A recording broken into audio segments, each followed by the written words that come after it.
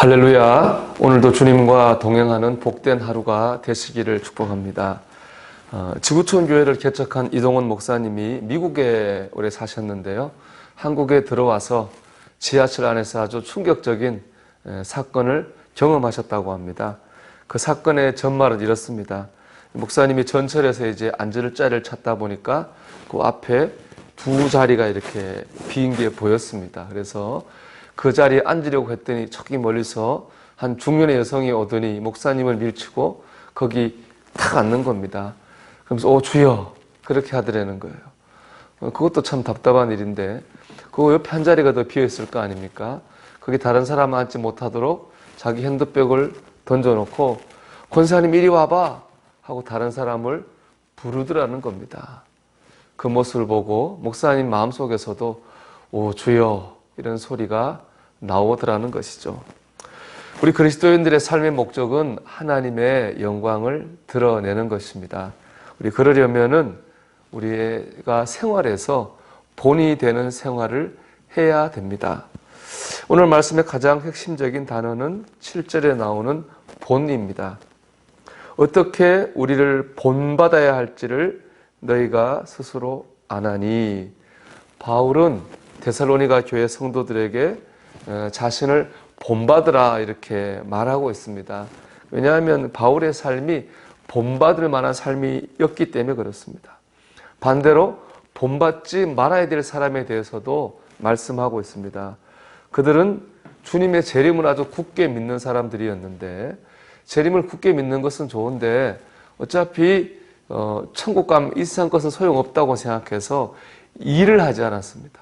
일을 하지 않고 대신에 다른 사람들에게 폐를 끼치면서 그렇게 생활하고 있었습니다.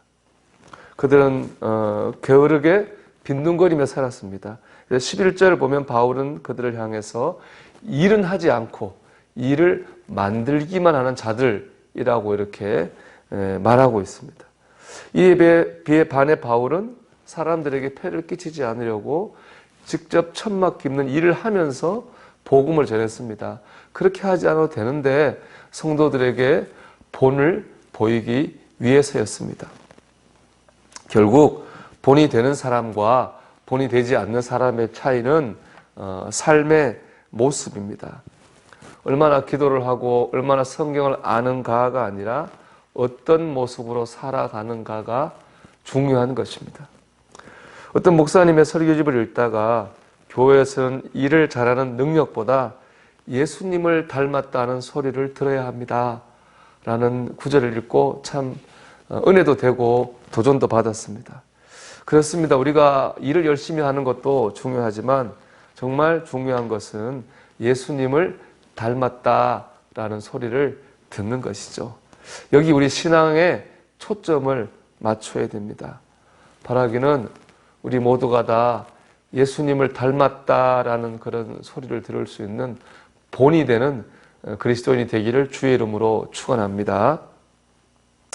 이를 위해서는 하나님 뜻대로 사는 일에 성실해야 되겠습니다.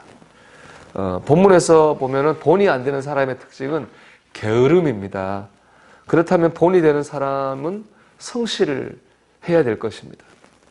정갑신 목사님의 사람을 사람으로라는 책에 소개된 내용입니다.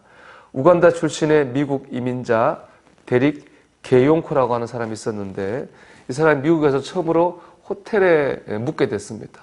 근데 호텔에 묵어보니까 이 비누가 있지 않습니까? 호텔 가면은 비누를 한 번 쓰고 그 비누를 폐기한다는 거예요. 이 말을 들은 데릭 게용코는 호텔마다 다니면서 그 폐비누를 수집했습니다. 그리고 투자를 받아가지고 비누를 재생하는 그런 시설을 만들었습니다.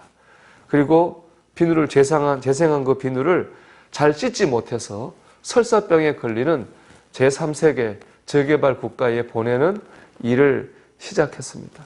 이 일을 통해 수많은 아이들이 질병으로부터 보호받는 그런 도움을 받게 됐습니다. 그는 2011년 미국의 유명한 언론인 CNN에서 선정한 영웅이 됐습니다. 그가 그런 생각을 하고 그런 일을 할 수 있었던 것은 그 자신의 경험이 있기 때문에 그렇습니다. 그가 우간다 사람으로서 그런 비누가 없어서 그런 설사병에 걸리고 하는 경험, 주변 아이들이 그 아팠던 경험들이 있기 때문에 그런 생각도 할 수 있고 그런 일도 할 수가 있었습니다. 그는 과거의 상처와 결핍 때문에 불평과 불만을 안고 살아갈 수도 있었습니다. 우리 주변에 많은 사람들이 그렇지 않습니까? 과거의 상처와 그 결핍 때문에 오히려 지금 삶에 대해서 부정적이 되는 그런 분들도 있지 않습니까? 하지만 그는 오히려 과거의 아픔이나 결핍을 오히려 선한 삶으로 바꿔내는, 오히려 기회로 만드는 그렇게 삶을 살았던 것이죠. 이걸 읽으면서 하나님의 백성으로서의 성실에 대해 생각해 보게 됐습니다. 뭐가 성실입니까? 어떤 상황 가운데서도 하나님의 뜻을 찾고 그 뜻을 행하려고 하고 이루려고 하는 것이 우리 하나님 백성으로서의 성실인 줄 믿습니다.